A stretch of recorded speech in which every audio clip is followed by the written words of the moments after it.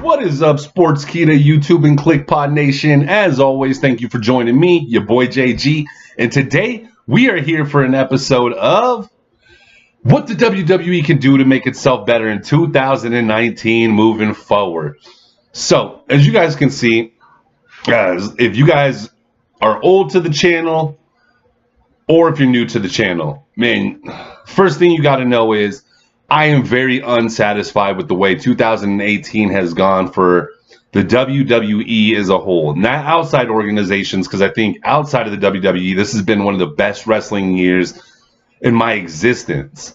From Lucha, New Japan, just the All-In show by itself. It has been absolutely phenomenal. But I think out of all the success that wrestling as an overall is having, the WWE is struggling the most, and they can't seem to find what it is that these other shows are doing to bring in new fans and gain new viewers, while the WWE is consistently losing viewership week to week.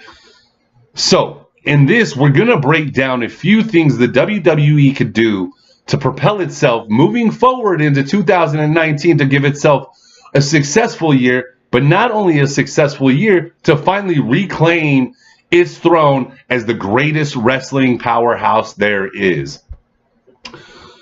So, the very first thing the WWE needs to do moving into 2019 is have fresh ideas for shows. Week in, week out, in 2018, we have just seen repeated matches over and over from Dolph and Seth, which, yes, they have had some outstanding matches, but everything's good in moderation. When I eat a whole bag of chips, I usually don't want to eat a whole bag of some more chips for at least another week. Okay? When I eat a lot of candy in one day, I usually don't have candy for another week. Why? Because it just doesn't touch my taste palette like it did previously. And that's what the WWE is doing to us now, man. They give us 1 week, we see one match. The next week, it's the same damn two wrestlers in a match, feuding against each other. It's just we may get a different outcome, or we may get a different way to the end of the match. We don't want this going into 2019. You have a star-studded roster from top to bottom. From top to bottom. I've never felt there was a point in WWE history where damn near everybody on the roster could eventually be champion at some time. And if not be Universal or WWE champion, could be Intercontinental or United States champion and bring some prestige back to both of those belts. So if I was Vince McMahon, the first thing I would do is fresh ideas. Fresh ideas. None of this repeat nonsense. Okay? I don't care if you need the superstar shakeup, whatever you need to do, just give us fresh matches on a week-to-week basis. I understand the storylines need to carry over and need to continually play into each other, and this I have no problem with. My problem is just seeing the same damn matches week in, week out, week in, week out, week in, week out, week in, week out. It's literally rinse, wash, repeat, rinse, wash, repeat, rinse, wash, repeat, rinse, wash, repeat, or wash, rinse, repeat, whichever way it goes. Okay, so the very first idea, new match ideas on a weekly basis. In the 90s, I didn't care when I would see like Stone Cold go against Val Venus on a Monday, or a Road Dogg, or a Billy Gunn. I didn't care because they kept it fresh to me. The storylines were intriguing, and the matches I was seeing were different week to week. It wasn't the same thing because nobody had new damn ideas, man. The second thing I would do to recorrect the WWE moving into 2019 is I would actually show some respect to my tag team division. Okay, instead of seeing the trash junk we see now from the Raw side of things. I don't really want to hold this to the SmackDown side of things on this, because I actually think SmackDown does a much better job with its tag teams. Like right now, our tag team champs are the Bar. The team in immediate contention should be the Usos, especially after their win on Tuesday night. Freaking love this. Love this. This is something new, fresh to me. I haven't seen the Bar versus the Uso in forever. Yes, we just seen the match, but I shouldn't see this match again until TLC. Okay, if you want to do something, you can break these matches up until TLC down into singles competition matches. I have no problem with that. No problem with watching both tag teams take on each other singles. But until TLC, we should not see these two tag teams face each other again. So I think SmackDown is doing a great job over there on their side of things. Now, let's go over to the other show, Raw. Now, one positive I do want to state about Raw is who their tag team champions are. I love AOP being the tag team champions. The only thing is, I don't like this comedic spin that they're throwing on AOP. AOP should be one of them damn dominant tag teams that come out there, destroy everybody else. Just, I don't want to say squash match style, but beatdowns. Okay, leading up to whatever it is they're going to face. And you should show the dominance week in, week out. These guys could stay on a reign for over a year. I'd have no problems with it, as long as you showed the dominance. But then you got joke-ass tag teams over on the other show, like the B Team, who we haven't seen in forever. And got to be honest, I kind of miss them. I don't want to see them back in title contention, but I'd like to see them back regularly wrestling in the tag team division. Okay, but for some reason, Raw just thinks, and I know it's because of Vinnie Mac. Vinnie Mac has like this, he's always looked down on tag team wrestling, which I don't understand. Some of the greatest matches in history are tag team wrestling matches. Like, some of my most memorable moments are tag team matches. Like, I love the way, when you get a team like the Revival, who reminds you of that old school tag team. They remind me of the Anderson brothers, man. Dude. But they remind me of that, man. From the movesets to the way they work together in unison, man. And you tried to see it. Like, there was a moment. What match was I watching? It was Glorious Gable. It was Glorious Gable versus AOP this week. And you could see there was a moment that you could see Chad Gable and Bobby Roode have been working on improving their tag team unison. And I appreciate that. It's just, aren't those things we should be working on behind the scenes so that way when it gets out in the open, they're more perfected and it looks good when it's coming off? But not only that, just stop making a joke of the tag team division. Okay, get the comedy shticks out of here, man. Let's see actual tag team wrestling. Let me look forward to that, man. I want to see a Monday night where my freaking main event is some amazing tag team match that I know is going to be the perfect ending to a show. So once again, man, just stop clowning on tag team wrestling. Let's get it back to what it used to be.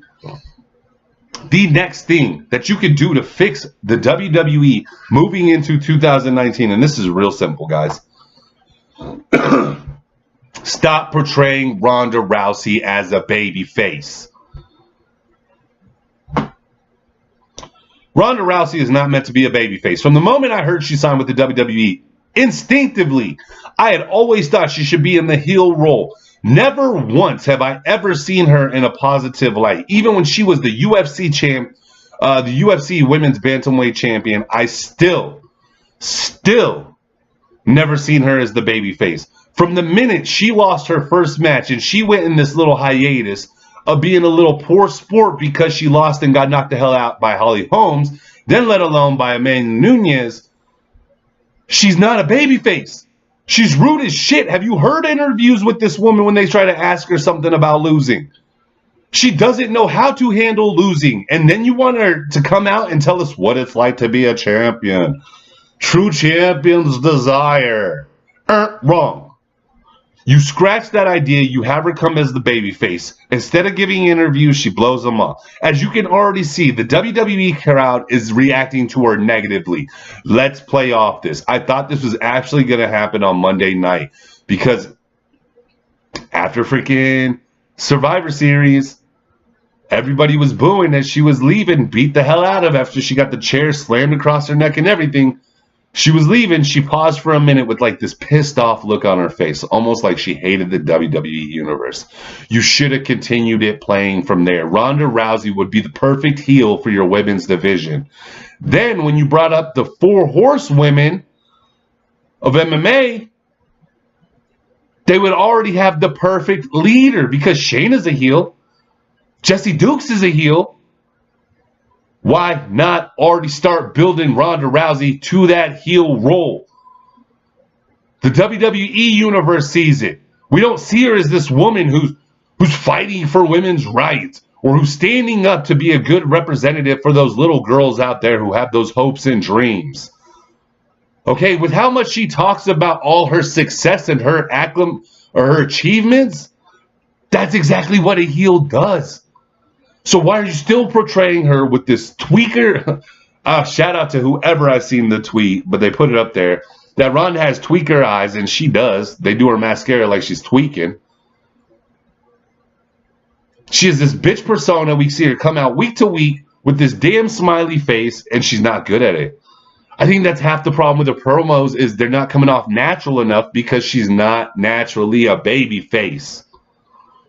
So, make Ronda a heel. I promise you, it brings viewership back to that division, especially if the person that she's going heel against is Becky Lynch.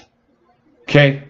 Which actually brings me right into the next way we improve the WWE moving into 2019. WWE continues to build off Becky literally being the hottest thing in possibly all of wrestling. Women and men included. You continue to build off this. Okay? And no, that does not mean you continue to build matches between her and Charlotte Flair. Okay? This is where you finally start to branch out with who she faces. I need to see Asuka versus Becky Lynch. You don't need to have a babyface and a heel in this specific scenario. You have these women come in, wrestle out of respect, leave out of respect. That's sometimes what I think the WWE forgets. They always think you have to have a bad guy and a good guy. You don't. Some of the best matches I've seen were heel versus heel, babyface versus babyface. People with no specific roles. Okay? And you need to carry it from this. Becky Lynch, technically, yes. If you wanted to put her in any category at this exact moment, it would be a babyface. But when I see her, I see one person only. Stone Cold. And I don't mean this is a negative way. I don't mean this is in Becky Lynch is biting off Stone Cold. I think she means as much to the women's division and her persona and everything that she is about at this exact moment is everything Stone Cold was to the Attitude Era in WWE back in the 90s. So I think you continue this and you get her in those matches that we want to see. Her versus an Ember Moon. Her versus a Ronda Rousey, which I swear to God, if WrestleMania ends up Charlotte versus Ronda over Becky versus Ronda, you have sold yourself short and you have literally ended your own demise. Okay, because nowhere, there's only one woman I think should end the undefeated streak of Ronda Rousey, and that is the beast they call Stone Cold Becky Lynch. She is fire. She is the man. She is the man. And the greatest thing about all of this is when you hear Ronda Rousey come out on Monday night and try to build up this woman's movement, and then we see Becky Lynch come out on Tuesday night and destroy everything Ronda said by once again reaffirming that she's the man. You're doing big things. You have a perfect opportunity to truly build off this. Do not ruin this chance.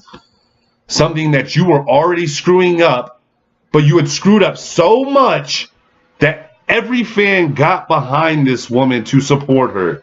Let's continue doing these big things, making these big moves, and continue building the legacy of Becky Lynch as the greatest women's wrestler on either main roster show at this current moment. Now, the next thing, and I'm sorry if you hear the background music, the background noise. I apologize about that, but let's go ahead and finish this up and get through this. So, next thing I would do to improve the WWE in 2019 is reduce the amount of pay-per-views and special shows. Okay, sit there at the beginning of the year and map this all out. Okay, I don't want another thing where we have 5 shows with pay-per-view feels within a total of 8 weeks. It's not interesting. You aren't able to carry these storylines. What you do is you actually water down these storylines moving forward, and it actually makes it to the point where we just don't want to see it. And I'm not going to go too much further on that. Okay, we're not going to say you need to reduce Raw or anything like that, even though I am a high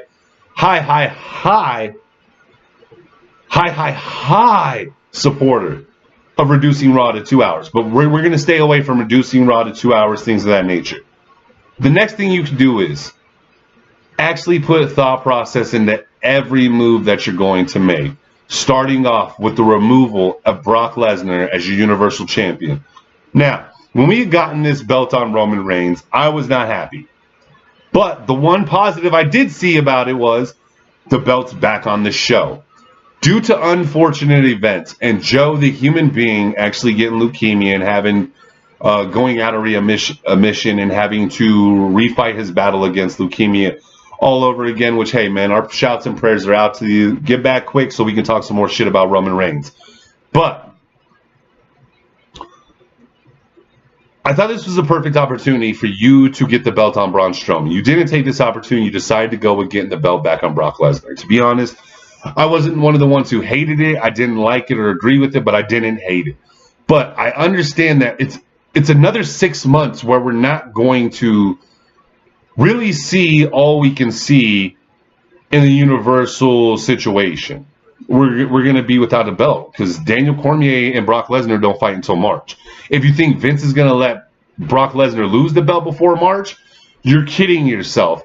Not only that, do you think he's going to wrestle after the Royal Rumble, or let alone at the Royal Rumble? No, because he should be in his training camp to face Daniel Cormier in the UFC. You need to get the strap off Braun. I think the perfect person going into 2019 that should be your Universal title holder is Seth freaking Rollins. Seth freaking Rollins. This man has literally put Raw on his shoulders for the entire year of 2018, and he was one of the brighter spots. Why not finally reward him for all of his hard work and determination, get the strap on him, and let's see some interesting storyline and matches coming out of the Universal situation. Another place where we can instantly, and I mean damn near overnight, improve the WWE is stop with the general managers for a bit. Now I know a lot of you out there saying, who's going to look over the shows? Who's going to be in charge? Nobody. Let's take it back to the time. So take it back to the time where Vince had lost power of the WWE. Linda was the one who came in and told him that the board of chairmen would be the ones making the decisions for the time being until they felt Vince was suitable enough to be back in that position. Let's go back to something along those lines. I have to be the first to admit, I am so sick and tired of the power struggle, the fight between good and evil every week, the fight between the authority and everybody else. Like, I'm over it.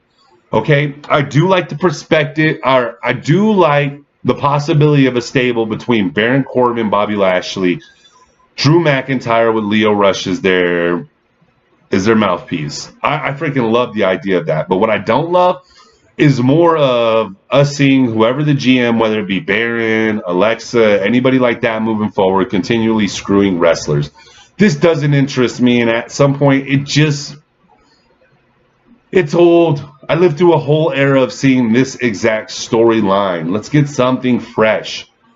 Okay, let's just have a board of chairmen who vote week to week on what the best matches we could see. Literally putting the WWE universe at the forefront, leading to the reasons why they vote the way they want, or the way they do. Please, just give us a year of good wrestling. With the majority of things that we want to see, it may not have to play out the way we want it to play out, but give us the matches we want to see and the people and the superstars and storylines that we feel they should be in, rather than these flaky ass things you're producing with us now. And then the last thing that I'm going to mention on this episode, because I promise you, before the end of the year, we will have a part 2 to this. But the last thing I'm going to mention for now that the WWE should change in going into 2019, which would, once again, bring back some viewership, is learn from others. Now, this is something I think Vince McMahon has the hardest issue with, and that's because his pride and his ego do never get out of the way. Vince McMahon has this thing where he has this idea where he knows what's best for the WWE universe. Where statistics have proven over 2018, you have not, Vince. And then even more specifically, you're the one who was in charge of this last Monday Night Raw, and it was one of the worst Monday Night Raws of the year. So what does that tell you need to do? Vince, you need to take a step back. It is time for you to allow your son-in-law, Triple H, to take the reins of all the shows, all the bookings, all the programs for all WWE events. NXT, I know, and there's a lot of you guys out there that are watching this that are fans of the main roster, can't stand NXT. But for the most part, everybody agrees on one thing. NXT is the best out of all shows. You don't even have to watch any weekly episodic episodes. Sorry, I've been waiting to say that. Episodic episodes of NXT to be able to tune into NXT TakeOver and absolutely enjoy yourself and walk away, whether you watch it in person or on the WWE Network, walk away saying how great of a program that was, and most likely that it stole the entire weekend. There's only one weekend where partially the WWE may have contended with them, and I will be honest, it would probably be Survivor Series weekend. I am one of the ones who actually thought they did a great job with that. But outside of that, man, every other weekend, NXT has blown the main roster shows out of this atmosphere. That's how damn good it is, man. So I think it's time you give over the reins to Triple H. Triple H, you wear your big boy pants. Tell Stephanie, hey, we're cutting you from the show, baby. I love you. You're always working behind the scenes, but we need to go with a new directive on this. And you finally let the outstanding wrestling speak for itself. And we finally start to see viewers who have left and new viewers turn into your program Monday and Tuesday nights.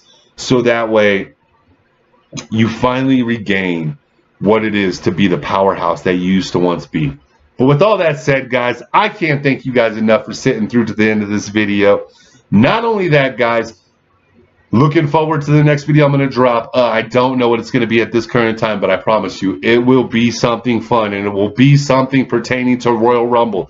So please tune in. But until then, please don't forget, we will no longer be doing Monday and Tuesday night Raw reviews. That will all be caught and brought up in this week in the WWE. But we will be making a hell of more amazing and funner videos for you guys to watch moving forward. Not only that, since I found out I have the right, since we're on Sportskeeda, to put in WWE imagery into our videos, moving forward, since I'll have more time to do these videos, dude, expect clips, pictures, all kinds of stuff, man. There's going to be a lot of improvements to the videos. But with all that being said, I'm just rambling at this point because I like to talk to you guys, and I just like to talk in general. But as always, guys, please take care, kick names, take names, kick ass, and peace.